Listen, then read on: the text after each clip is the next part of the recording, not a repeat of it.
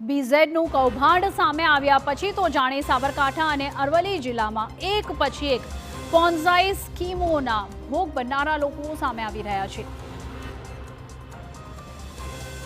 સાબરકાંઠા અને અરવલ્લી જિલ્લા હવે પોન્ઝાઈ સ્કીમના એપિસેન્ટર તરીકે ઓળખાવા લાગ્યા છે। થોડા સમયમાં જ ઊંચા વળતરના નામે મૂડી રોકાણ કરાવનારી 1 ડઝન કરતાં વધારે કંપનીઓ સામે આવી છે। આ કંપનીઓએ રોકાણકારોને 8 થી 12% ઊંચા વળતરની લાલચ આપી ધરખમ મૂડી રોકાણ કરાવ્યું અને અત્યારે એ કંપનીઓ ટપોટપ બંધ થઈ ગઈ છે અથવા તો બીઝેડનું કૌભાંડ સામે આવતા આ કંપનીઓએ પોતાની ઓફિસ ખોલી જ નથી। મની લાયન્સ ઇવેન્ટ ઇન્વેસ્ટમેન્ટ ગ્રુપના નામની આવી જ એક કંપનીમાં રોકાણકારોના નાણાં ફસાયા છે। શરૂઆતમાં 1 મહિનો રોકાણકારોને વ્યાજ ચૂકવીને વિશ્વાસ જીતવામાં આવ્યો।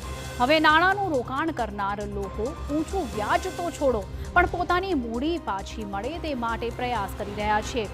400થી વધુ શિક્ષકો, ખેડૂતો અને નાના મોટા ધંધાર્થીઓ આ સ્કીમનો ભોગ બન્યાની ફરિયાદ।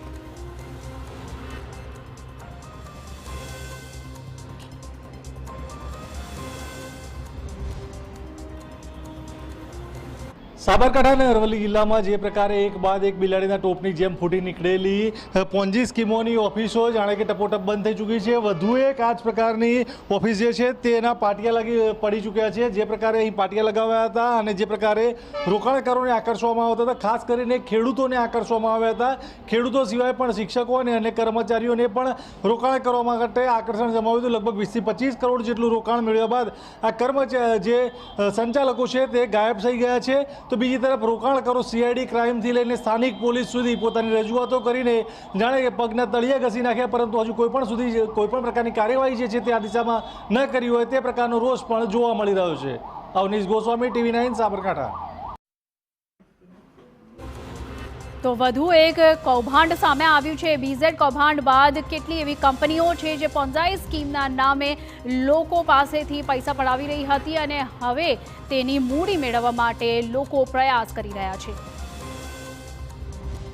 જાણે કે પોન્જી સ્કીમના એક બાદ એક બિલાડીની ટોપની જેમ ફૂટી નીકળેલી હોય તે પ્રકારના ગ્રુપ સામે આવી રહ્યા છે। અત્યાર સુધીમાં ડઝનથી વધુ ગ્રુપ આ પ્રકારે ફ્રોડ કરી ચૂક્યા તે પ્રકારના સામે આવી ચૂક્યા છે। વધુ એક ફ્રોડ સામે આવ્યું છે। મની લાયન્સ કરીને ગ્રુપ ચાલતું હતું ને તેના સંચાલકો જે છે તે રાતોરાત ઓફિસ બંધ કરીને ફરાર થઈ ચૂક્યા છે, જેના કારણે કેટલાક રોકાણકારના પૈસા પણ રોકાઈ ચૂક્યા છે, ફસાઈ ચૂક્યા છે।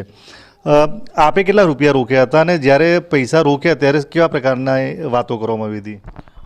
મેં શરૂઆતમાં 1 લાખ રૂપિયા રોક્યા ને ધીમે ધીમે કરીને 30 લાખ સુધી પહોંચ્યો હતો।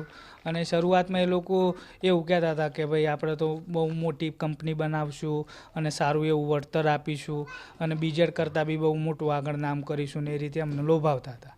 રોજ અમે ના પાડીએ તો બી કે ભાઈ ના તમે એક વખત મુલાકાત લો, તમે મુલાકાત લઈ અને જુઓ તો ખરા કે કઈ રીતનું છે આ તે, એ રીતે અમને લોભાઈને પછી ધીમે ધીમે કરીને તમે જે રીતે પૈસા રોકે, તમને પૈસા અમુક 5 લાખ રોકો, 10 લાખ રોકો, 2 લાખ રોકો, તો શું કોઈ આકર્ષણ માટે કોઈ ગિફ્ટ આપતા હોય અથવા કોઈ સ્કીમો બતાવતો એવું કંઈ ખરું? શરૂઆતના સમયમાં એ લોકોએ કીધેલું હતું કે ભાઈ તમે શરૂઆતમાં 5 લાખ રોકો એક સાથે તો લેપટોપ ફ્રી મળશે, આઈફોન મળશે, એવી સ્કીમો આપતા હતા।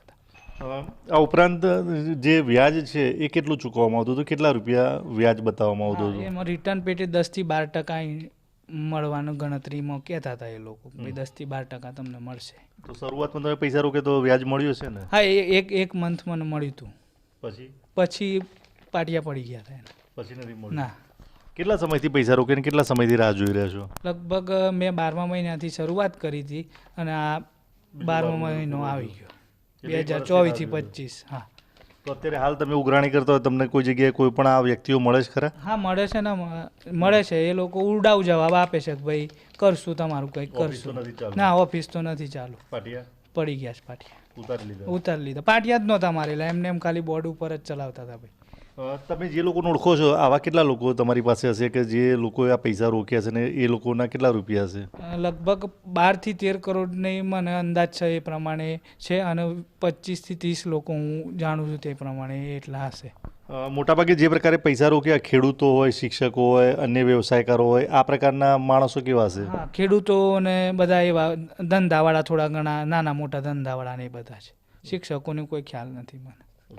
જે પ્રકારે કહી શકાય કે પોતાના રોકાણ તો કર્યું પણ માત્ર એક જ મહિનો રોકાણના પર વ્યાજ મળ્યું, ત્યારબાદથી અત્યાર સુધી જાણે કે ઉઘરાણી રહી છે અને તારીખ ઉપર તારીખ જ મળતી રહી છે.